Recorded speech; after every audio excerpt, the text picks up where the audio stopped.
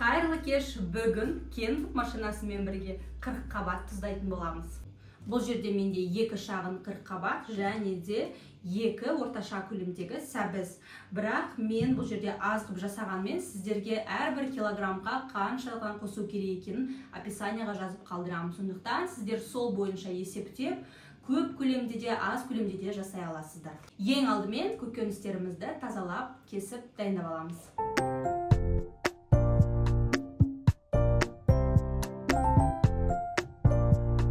Міне осымен капустамыз бен морковьті жуып, тазалап, дайындап алдық. 2 капуста шағын болғандықтан сыртын тазалағаннан кейін размер кішірейіп қалды. Сол үшін мен тағы да бір 3-ші капустаны қостым. Енді осы көкөністерімізді Kenwood машинасының овощерезка насадкасымен аз ғана уақыттың ішінде турайтын боламыз. Міне сіздерге овощерезка насадкасын таныстырып өтейін.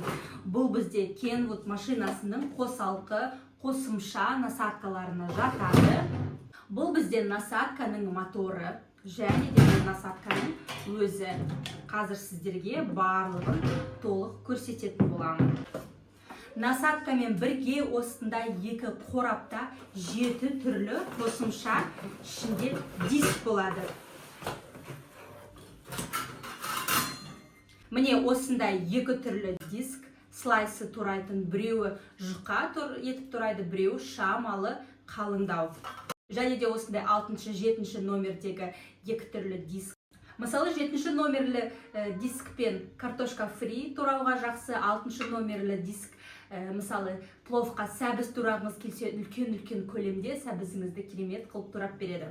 Және де осындай әртүрлі салаттарыңызға, көкөністеріңізді турауға 3 түрлі дискісі бар. Номер 1-ші өте жіңішке ұсақ қылып турайды. Номер 2-шісі одан кішкене үлкендеу және де одан да шамалы үлкендеу. Номер 3-ші дискі. Дәл осындай 7 түрлі диск насадкамен бірге келеді. Ал енді біз қазір осы жерде 2 түрлі дискті қолданамыз. Бірінші капустаны шинковать етуге, жаңағы слайсыдың жіңішкерегін аламыз. Және де сәбізімізді турауға мынау 3 түрлі дисктің номер 3-ші шамалы көлемі үлкендеуін аламыз. Бұл насадка Kenwood машинасының міне жоғарғы насадкаларды тағатын жерге орналастырамыз. Ең алдымен біздің моторымызды тағамыз. Осыған насадкаңызды кигізесіз. Және де қараңыздар, егер мына жаққа дәл осындай үлкен көлемдегі ыдысыңызды орналастыратын болсаңыз, дәл осы күйінде қалдырсаңыз болады. Немесе жан-жағына шашырамасын десеңіз, осындай тағы да насадкаңызды ұзартып тұратын бір бөлігі бар. Соны да тағып қойсаңыз болады. Міне осымен біздің насадкамызды орналастырдық. Енді осындай құрылғысы бар. Ол салынған көкөністерді итеріп отыру үшін арналған. Осы кезде айта кетейін, бұл құрылғы осындай 2 бөліктен тұрады. Мынау кішкентай бөлігін өзін ғана қолданбаймыз. Себебі ол мынау жердегі біздің насадканың аузынан төменге түсіп кетеді, айналып тұрған дискқа тиіп, мына жерлерінің барлығы зақымдануы мүмкін. Және де ол әрине біздің дискқа әсер етеді, сіздің насадкаңызға әсер етеді. Сол үшін екеуін бірге қолданамыз. Немесе мынау жуан бөлігін өзін ғана қолданамыз. Соны ұмытпаңыздар. Ал енді біздің көкөністерімізді насадканың мына жердегі аузынан еркін өту үшін сәбіздерді дәл осы күйінде қалдырсаңыз болады. Немесе үлкен көлемдегі сәбіз болса, ортасынан бөліп, аузынан өтетіндей етіп турап аламыз. Ал капусталарымызды дәл осындай көлемде сиятындай етіп барлығын турап дайындап аламыз.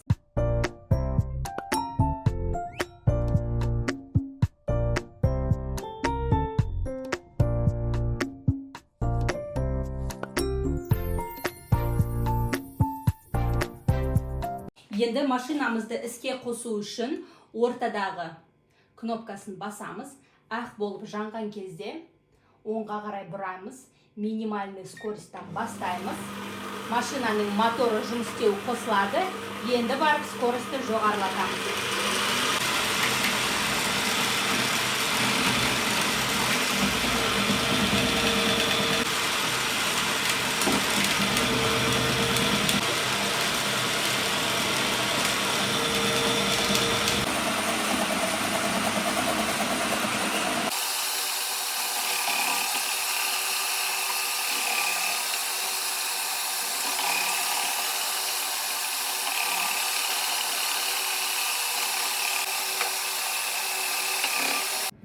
Міне осымен біздің 2,5 килограмм капустамыз туралды. Енді қараймыз міне.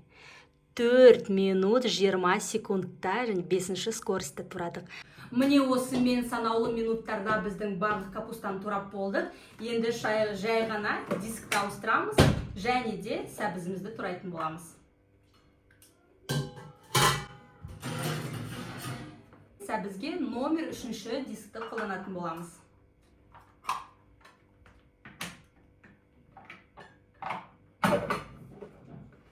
Және осы кезде айта кетейін, мен капустаны тұздаған кезде сәбізді капустаның үстіне турамаймын. Себебі қазір мен капустаны бөлек езіп, суын шығарамын тұзбен. Сол кезде егер сәбізбен бірге езетін болсақ, сәбіздің білесіздер цветі шығады, сол капустаға араласып, оның түсі біртүрлі сарғыштау болып, маған олай ұнамайды, кішкене аппетитті болады. Сол үшін қазір сәбізді бөлек ыдысқа турап аламыз.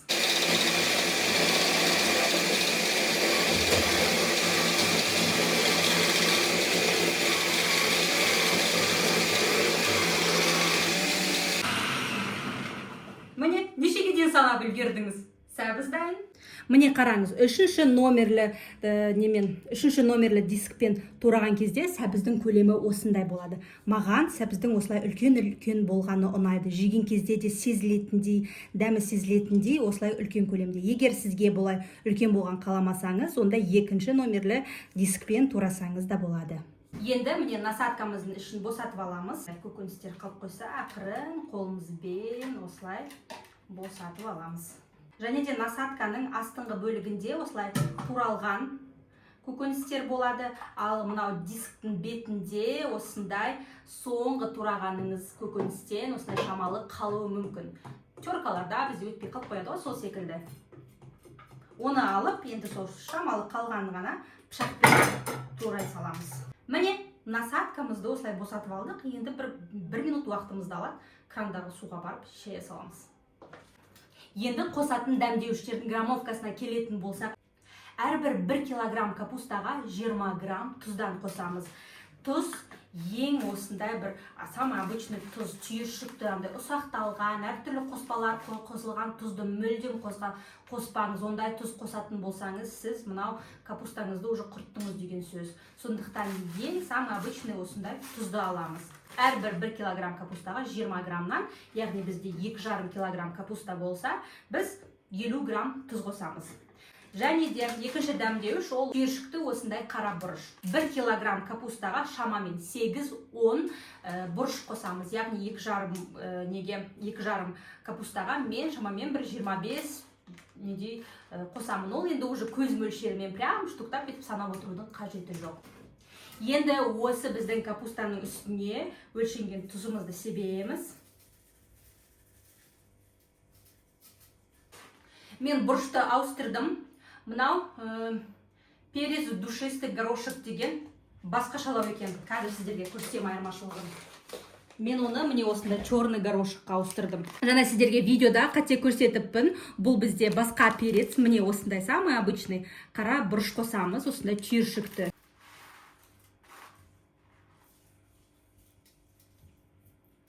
Енді осы тұз қосылған, бұрыш салынған қырыққабатты жақсылап қолмен езетін боламыз.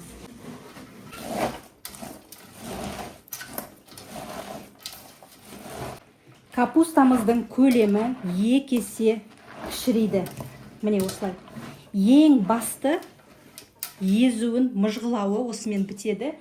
Енді барып осының үстіне осының үстіне сәбізімізді қосып, тағы да шамалы мұжғылаймыз. Сәбізді шамалы жұмсарту үшін тағы да кішкене араластырып бізге бірге мұжғылайтын боламыз. Бірақ ұзақ керек емес. Сәбіздің сап-сары болып суы шыққанша дейін емес, шамалы ғана сәбізімізді тұзбен араластырып, бұрышпен араластыру үшін осылай кішкене езіп аламыз. Сәбізде тұзбен қосылып, суы бөлінетін болады. Міне, осы жеткілікті. Барлық шетіндегі капусталарын түсіріп аламыз. Осылай равномерно барлығын жаямыз. Енді қолымызбен жақсылап нығыздаймыз. Міне қараңыздар, басқан кезде осылай бетіне суы шығу керек. Қазір біз бұның үстінен ауыр бір зат қойған кезде міне бетіне осы рассол дейміз ғой, сол шығып тұру керек. Бетіне қойып жібереміз, бұны қатты баспаймыз, сынып ішінде ол сосын тазалап, оны жүргенше бетіне қоя салуға болады. Енді осының үстіне ауыр бір зат қоямыз, үлкен мындай сулармен, бутылкама немесе гантельма. Мысалы, мен күйеуімнің осындай гантельдарын сұрап алдым. Үстіне осының қазір өйстіп қойып шығам.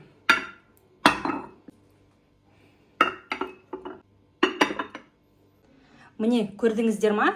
Ауыр затты қойған кезде суы бетіне шығып, капустаны осылай жауып тұру керек.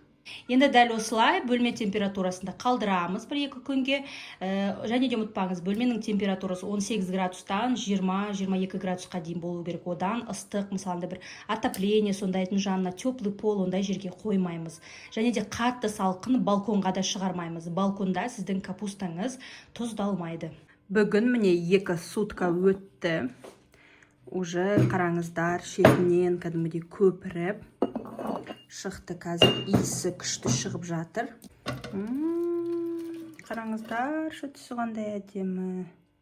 Иісі қандай әдемі. Енді былай тесіп астынан газын шығарамыз. Ол үшін осындай сушидің таяқшасын пайдалануға болады.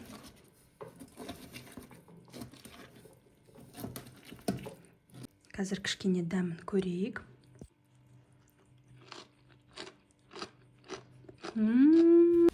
Міне осымен 5 күннен кейін капустам дайын. Кейбіреулері 3-4 күн жеткілікті деп жатады. Маған 5 күн бойы тұздаған ұнайды. Сосын банкаларға салып холодильникте сақтаймын. Каналыма тіркелуді ұмытпаңыз.